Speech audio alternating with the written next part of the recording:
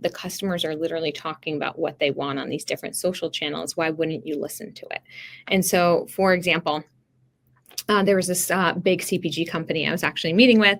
They make candy and beverages that you've heard of. And one of the things that they were thinking of is entering the Italian market with, and I'm going to get this a little wrong, but they were thinking of entering the Italian market with some iced cappuccino bottle. And they proactively tested it from a listening perspective, and they heard back terrible. Like, who does this? What? Nobody wants this. And all this negative sentiment around this kind of ad that they launched, the content that they put out there. And they decided not to go into the Italian market with us and instead pivoted to a different type of drink that when they tested it, the positive sentiment was really high, and it ended up being a wild success to them. Right. And before that, they would have spent so much time and money doing this and maybe getting right on the customer focus groups that take months and months and weeks to get. Here, you can get it in a minute. Or even Starbucks, one of the things that, they're famous for in the fall is their pumpkin spice latte. And one of the things that they saw for a few years in a row is the talk about pumpkin spice latte started to come down.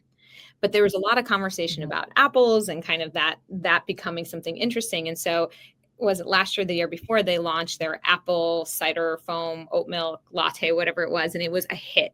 It was one of the biggest launches that they had. And so again, it's just using the intelligence they have. And some of our B2B customers, one of the things that they use it is understanding, like, one of our two healthcare systems merged. And there was a lot of negative sentiment around the merger. They then turned around and used their own employees as employee advocates to get on social and talk about what this means for their career, the benefit for the nurses, what this can do for them. And all of a sudden, you can literally live see how the sentiment is improving.